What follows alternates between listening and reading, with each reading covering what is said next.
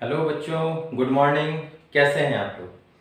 तो उम्मीद करता हूँ कि आप लोग अच्छे होंगे और सारे वीडियोस को देख रहे होंगे। आज मैं आपके लिए लेके आया हूँ एक नया चैप्टर जो कि स्टैंडर्ड 9th में ही इंट्रोड्यूस होता है। इस चैप्टर का नाम है कोऑर्डिनेट ज्योमेट्री। ठीक है, तो पॉलिनोमियल्स ये थर्ड चैप्टर है मैथ्स में, स्टैंडर्ड 9th का थर्ड चैप्टर है, जिसमें दूसरे चैप्टर को हम लोगों ने बहुत अच्छे से कर लिया था। पॉलिनोमियल्स को अगर नहीं देखे हैं कोई तो आप जा सकते हैं प्लेलिस्ट में, पॉलिनोमियल्स के सारे वीडियोस आपको मिल जाएंगे। अब देखते हैं हम लोग स्टैंडर्ड 9th का थर्ड चैप्टर जिसका नाम है कोऑर्डिनेट ज्योमेट्री। ठीक है, तो ये 9th में ही इंट्रोड्यूस होता है बच्चों, और इसका बहुत ज्यादा इंपॉर्टेंस है फ्यूचर क्लासेस में। तो सबसे पहले तो आते हैं कि आखिर इसको इंट्रोड्यूस किसने किया। ये कोऑर्डिनेट ज्योमेट्री एक नया जो टर्म देख रहे हैं, ये इंट्रोड्यूस किसने किया? तो एक बहुत बड़े फ्रेंच मैथमेटिशियन थे जिनका नाम था रेने डिस्कार्ट्स। ओके, उन्होंने इसको इंट्रोड्यूस किया था। अब किसी चीज को इंट्रोड्यूस करने के पीछे उसका पर्पस भी होता है, तो आखिर क्या पर्पस रहा होगा कि एक नया ब्रांच बन के ये सामने आ गया, एक नया टॉपिक बन के ये सामने आ गया। तो पर्पस क्या था कि किसी पॉइंट का एक प्लेन में क्या पोजीशन हो सकता है। कोई एक पॉइंट को अगर हम लोग लोकेट करना चाहते हैं एक प्लेन में, तो उसको किस तरह से लोकेट कर सकते हैं, इस प्रोसेस को उन्होंने डिस्क्राइब किया है इस चैप्टर में। ओके, तो क्या पर्पस है? For describing the position of a point in a plane. अब यहां एक नया टर्म आया, प्लेन। प्लेन क्या है अभी? तो हम लोग जानते हैं कि प्लेन जो है वो हम लोग के पास सिर्फ दो डायमेंशन जिसमें रहता है कि एक तरफ लंबाई हो सकती है, दूसरी तरफ चौड़ाई हो सकती है, तो उसको हम लोग प्लेन कहते हैं। जैसे सपोज करते हैं कि ये एक प्लेन है, ये जो स्क्वायर बना दिया गया है ये एक प्लेन है जिसमें बाहर की ओर कुछ भी नहीं है, सिर्फ हम लोग एक प्लेन स्मूथ सरफेस को एक्सपीरियंस कर सकते हैं। This is a plane. ये बोर्ड के अंदर का जो एरिया है ये प्लेन है। प्लेन हमें सिर्फ एरिया दे सकता है, वॉल्यूम नहीं दे सकता।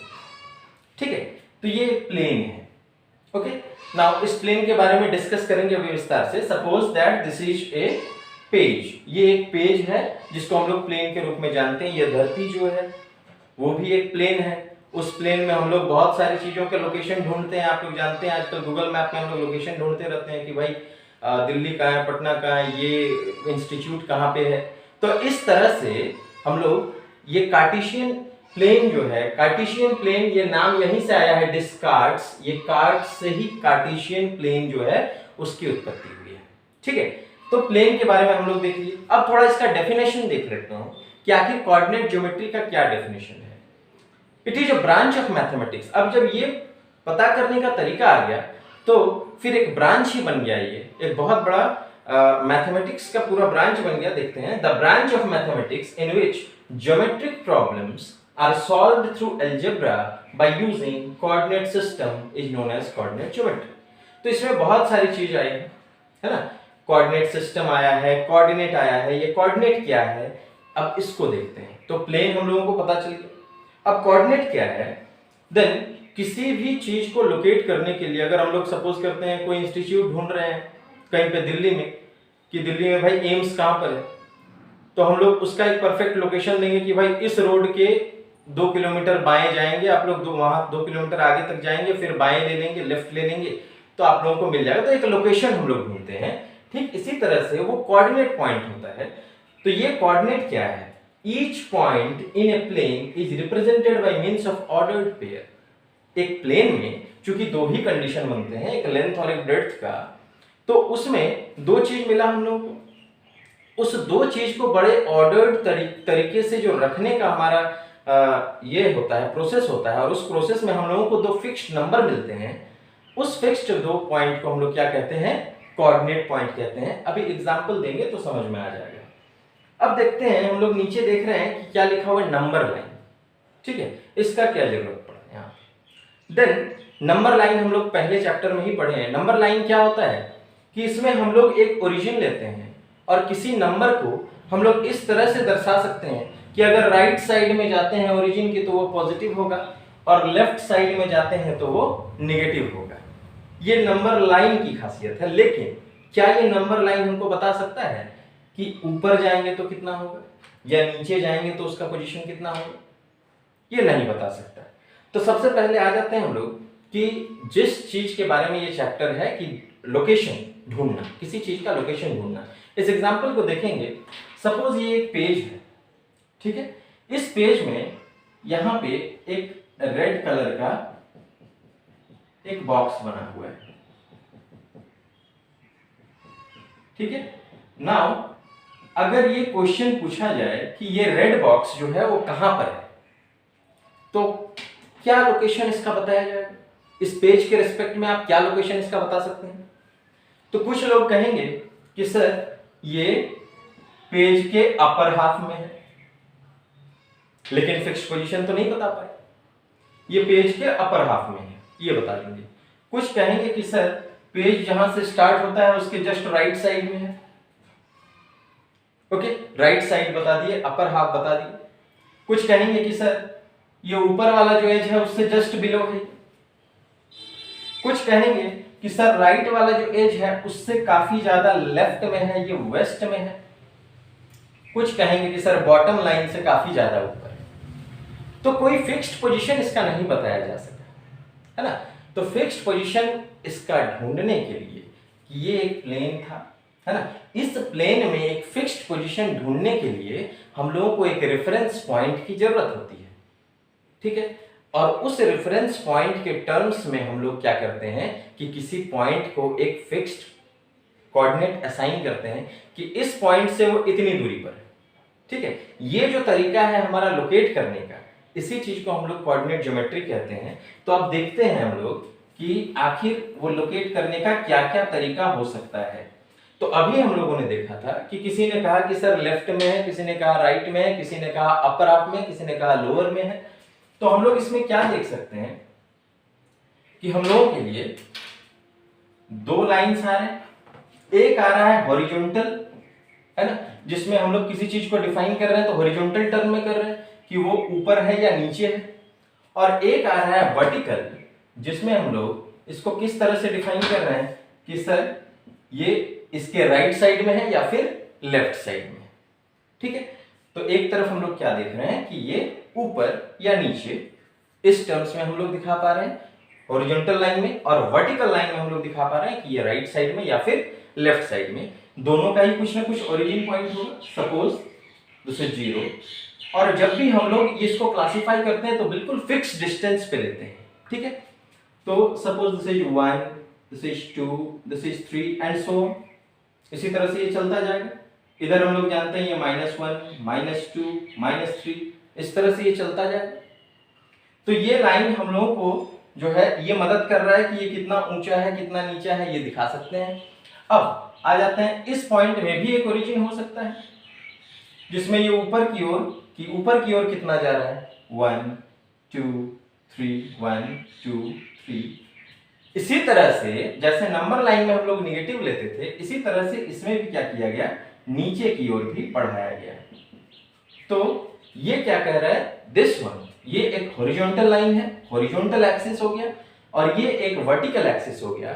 जब इन दोनों लाइन के ओरिजिन को हम लोग क्या करते हैं, एक ही जगह पे प्लेस कर देते हैं।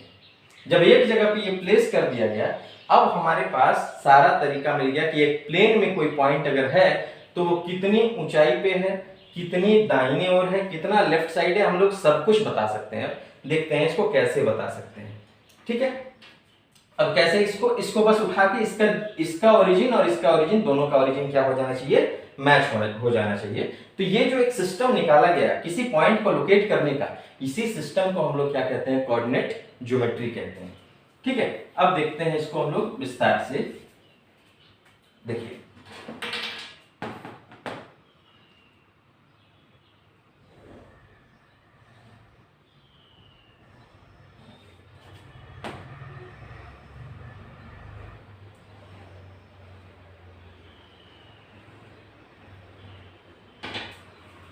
तो बच्चों दोनों का ओरिजिन जो है उसको मैच कर दिया गया, ओके। दोनों के ओरिजिन को मैच करने के बाद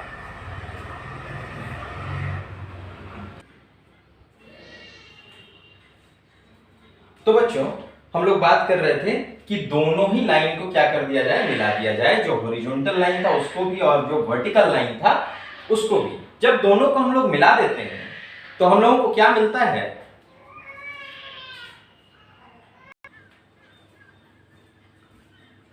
तो अब बच्चों हम लोग देख सकते हैं कि हमने दोनों लाइन को मिला दिया है ना। अब हमारे लिए कोई भी अगर पॉइंट कहीं पर भी रहता है तो हम उसका एग्जैक्ट लोकेशन निकाल सकते हैं। जैसे सपोज करते हैं कि इस जगह पे हम लोग एक पॉइंट डालते हैं, suppose the name of the point is P, ये P पॉइंट है, ठीक है। तो इस पॉइंट में अब इसका लोकेशन जो है, स्पेशली ये लोकेशन किस तरह से हम लोग इसका निकालते हैं ये देखेंगे। तो हमेशा याद रखेंगे कि इसको निकालने का खास तरीका क्या है कि y एक्सिस से कितनी दूर है और x एक्सिस से कितनी दूर है ये पॉइंट, इसी से हम लोग लोकेशन निकालते हैं, ठीक है।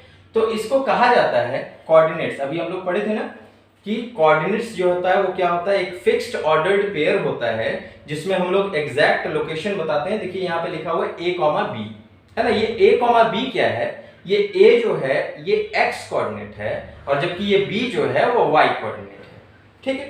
तो x कोऑर्डिनेट जब हम लोग निकालते हैं तो हम लोग ये देखते हैं कि वो y एक्सिस से कितनी दूर है।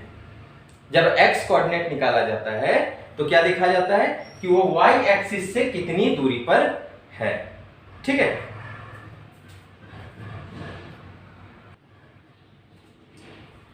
बहुत अच्छे से समझेंगे बच्चों कि ये आखिर क्या है।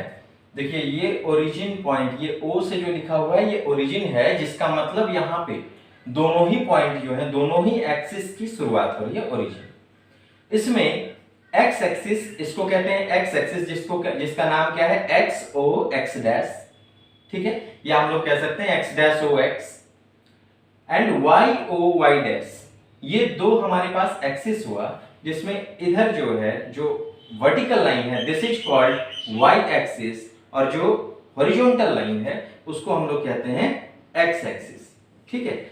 इन दोनों के टर्म्स में, इन दोनों के रिस्पेक्ट में हम लोग किसी पॉइंट का लोकेशन निकालते हैं जिसमें ये पॉइंट जो है ओरिजिन जिसमें लिखा हुआ है दोनों ही एक्सिस के लिए उसकी वैल्यू कितनी है 0 and this is the reference point. ये रेफरेंस पॉइंट है कि इससे कितना दूर है, इससे दाहिने ओर है, इससे ऊपर की ओर है, इससे नीचे है या इससे बाईं की ओर है, ठीक है। तो यहाँ पे एक पॉइंट यहाँ पे दिया गया है पॉइंट P, तो इसका एग्जैक्ट लोकेशन हम लोगों को दिखाना है। तो हम लोग क्या कहते हैं, अभी बताया गया था कि पहले हम लोग किसको लिखते हैं, पहले x कोऑर्डिनेट को लिखते हैं और फिर हम लोग y कोऑर्डिनेट को लिखते हैं। तो x कोऑर्डिनेट लिखने के लिए जरूरी क्या है कि हम लोग देखते हैं कि वो y एक्सिस से कितनी दूरी पर है। x कोऑर्डिनेट y एक्सिस से कितनी दूरी पर है, तो हम यहाँ पे तो नहीं निकाल सकते कि वो कितनी दूरी पर है। इसके लिए हम लोगों को क्या करना पड़ता है, हम लोगों को एक परपेंडिकुलर लाइन खींचना पड़ता है। तो ये कहां पे फॉल कर रहा है, हम लोग देखते हैं कि ये कहां पे फॉल कर रहा है, दिस फॉल्स ऑन पॉइंट 3। तो ये x एक्सिस में किस जगह पे फॉल किया, तीसरे नंबर पॉइंट पे, तीसरे पॉइंट पे फॉल किया। मतलब y एक्सिस से कितनी दूरी पर है, ये y एक्सिस से 3 पॉइंट की दूरी पर है, 3 यूनिट की दूरी पर है। तो हम लोग इसका पॉइंट, इस पॉइंट का x कोऑर्डिनेट कितना देंगे 3। जिस जगह पे वो पॉइंट को जब हम लोग परपेंडिकुलर डालते हैं x एक्सिस पर, वो किस जगह पर आकर मिलता है, वो हो जाता है हमारा distance from the y axis. ये आके गिरा कहां पे, ये पॉइंट जब हम लोग परपेंडिकुलरली लाई कर रहे हैं, फॉल करा रहे हैं, तो ये x एक्सिस पर फॉल कर रहा है कहां, तीसरे पॉइंट पर। तो तीसरे 3 यूनिट की दूरी पर, इसका मतलब y एक्सिस से कितनी दूरी पर है, ये 3 यूनिट की दूरी पर। तो इसका x कोऑर्डिनेट कितना होगा 3। ठीक इसी तरह से इसी पॉइंट को अगर हम लोग देखना चाहते हैं कहां पे कि ये इसका y कोऑर्डिनेट कितना होगा, तो y कोऑर्डिनेट ढूंढने के लिए हम लोग दूरी देखते हैं, इसका डिस्टेंस देखते हैं कहां से, x एक्सिस से। तो x एक्सिस से ये कितनी दूर पे है, डायरेक्टली यहां पे तो नहीं निकल सकता। इसके लिए हम लोग क्या करेंगे, हम लोग एक परपेंडिकुलर लाइन जो है वो ड्रॉ करेंगे किधर, इस ओर y एक्सिस पे इसका परपेंडिकुलर अब लाई कराया जाएगा। तो हम लोग देखते हैं कि ये y एक्सिस पर भी कहां पे आके लाई करता है, y एक्सिस पे भी ये 3 पर ही लाई किया। तो ये कितने यूनिट की दूरी पर है इस ओरिजिन से, इस ओरिजिन से ये 3,3 इसका कोऑर्डिनेट हुआ। इसका मतलब है कि इसका x एक्सिस जो है, x पॉइंट जो है, x कोऑर्डिनेट वो y एक्सिस से 3 यूनिट की दूरी पर है और वहीं पे y कोऑर्डिनेट जो है वो भी x एक्सिस से 3 यूनिट की दूरी पर है। ठीक है, कोई भी एक रैंडम पॉइंट हम लोग ले सकते हैं। यहाँ पे सपोज करते हैं कि ये एक पॉइंट ले लिया गया, फिर से यहाँ पे सपोज करते हैं, तो इस पॉइंट में फिर से हम लोग देखेंगे कि कैसे निकालना है एक्स कोऑर्डिनेट। अगर पहले, हमेशा नियम ये है हमारा कि जो भी हम लोग पॉइंट निकालते हैं उसमें पहले एक्स कोऑर्डिनेट लिखा जाता है, फिर वाई कोऑर्डिनेट लिखा जाता है। ओके, तो एक्स कोऑर्डिनेट देखने के लिए क्या करते हैं हम लोग, वाई से दूरी देखते हैं, है ना। तो वाई एक्सिस कौन है, ये वाला वाई एक्सिस है। वाई एक्सिस से कितनी यूनिट की दूरी पर है, ये कैसे, यहां से रैंडमली तो पता नहीं चलेगा। देन हम लोग क्या करते हैं, यहां से इसको मैच करते हैं कि ये कितनी दूरी आ रहा है। जब कभी भी जिस एक्सिस से जिसका कोऑर्डिनेट पॉइंट हम लोग निकालना चाहते हैं, उस कोऑर्डिनेट पर क्या कीजिए, परपेंडिकुलर ड्रॉ कीजिए। तो x कोऑर्डिनेट निकालना चाहते हैं, x एक्सिस पर इसका परपेंडिकुलर ड्रॉ कीजिए, तो कितने पे जा रहा है, ये 3 यूनिट्स पे जा रहा है। ठीक है, तो 3 यूनिट ये पॉजिटिव साइड में है। वहीं पे जब इसका y कोऑर्डिनेट हम लोग निकालना चाहते हैं, तो इसी पॉइंट से हम लोग परपेंडिकुलर ड्रॉ करेंगे, कहां, y कोऑर्डिनेट पे। जब y कोऑर्डिनेट पे हम ड्रॉ करते हैं तो ये कितनी दूरी पर आता है, ये -2 पर आ जाता है। सो ये -2। देन इस पॉइंट के लिए, ये Q पॉइंट के लिए हमारा कोऑर्डिनेट क्या हो गया, 3, -2।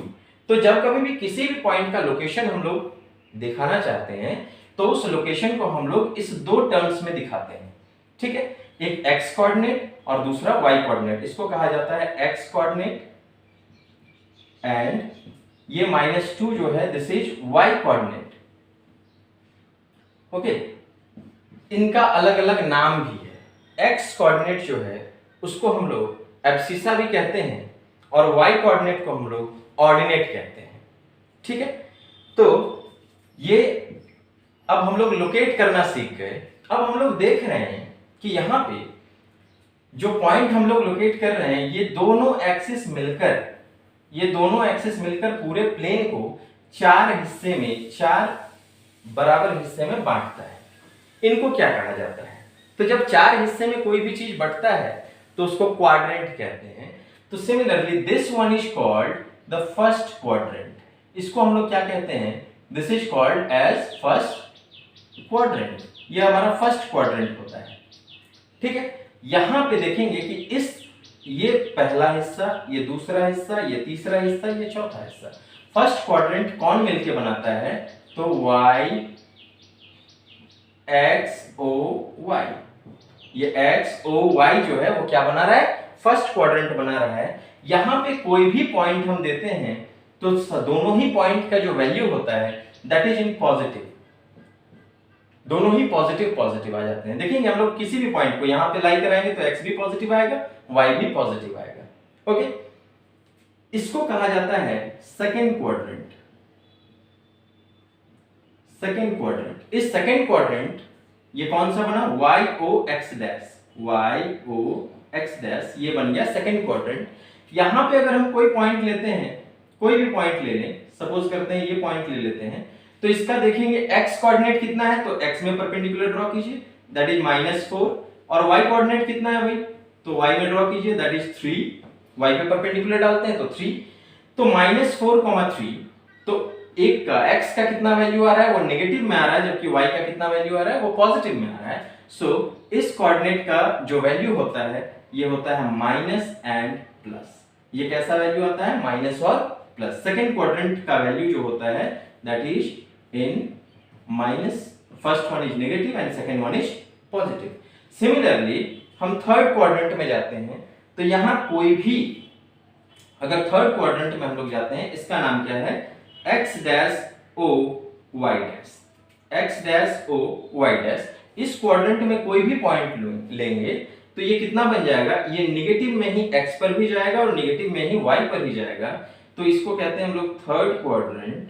This is third quadrant and the values of the coordinates are negative and negative.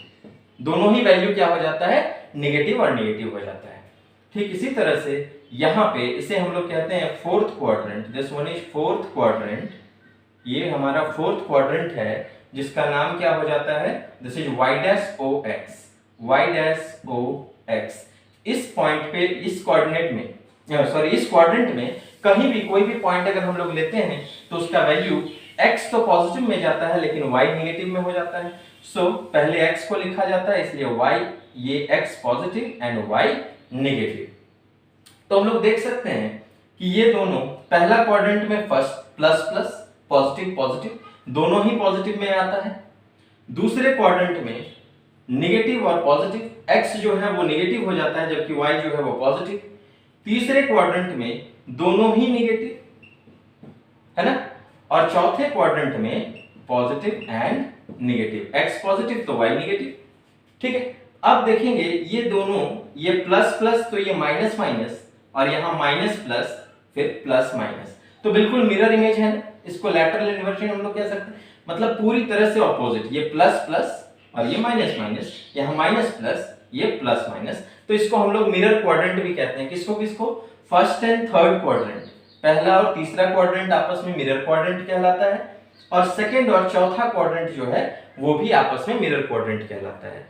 तो बच्चों यहां तक हमारे 9th के लिए यहां तक समझना जरूरी है कि किसी पॉइंट को हम लोग लोकेट कैसे करते हैं और उसको क्या क्या कहा जाता है। तो जैसा कि बताए, पर्पस क्या है? पर्पस है इसको पढ़ने का कि किसी पॉइंट का एग्जैक्ट लोकेशन ढूंढ के निकालना। कोऑर्डिनेट्स किसको कहते हैं? ये जो हम लोग लिखते हैं कि कितनी दूरी पर है 3, 4, -3, 2, कुछ भी जो किसी पॉइंट का एग्जैक्ट लोकेशन जब लिखते हैं वो होता है कोऑर्डिनेट पॉइंट। ठीक है, कोऑर्डिनेट्स। तो ये कोऑर्डिनेट्स, ये क्या है हमारे पास, कितने एक्सिस मिले? तो देखते हैं आप, कोऑर्डिनेट एक्सिस किसको कहते हैं? The position of a point in a plane is determined with reference to two fixed mutually perpendicular lines called the coordinate axis. तो ये दोनों आपस में क्या होते हैं? परपेंडिकुलर होते हैं, है ना। इन दोनों लाइन को, एक हॉरिजॉन्टल दूसरा वर्टिकल, ये दोनों ही लाइन जब आपस में मिल जाते हैं, दोनों एक दूसरे के परपेंडिकुलर होते हैं, और उसके बीच में जो फिक्स्ड पॉइंट होता है जिसकी वैल्यू हम लोग 0 और 0 मानते हैं, क्योंकि ओरिजिन में x एक्सिस से ये पॉइंट 0 पर है और y एक्सिस से भी ये पॉइंट 0 पर है, तो उसका कोऑर्डिनेट कितना हो जाता है? 0,0।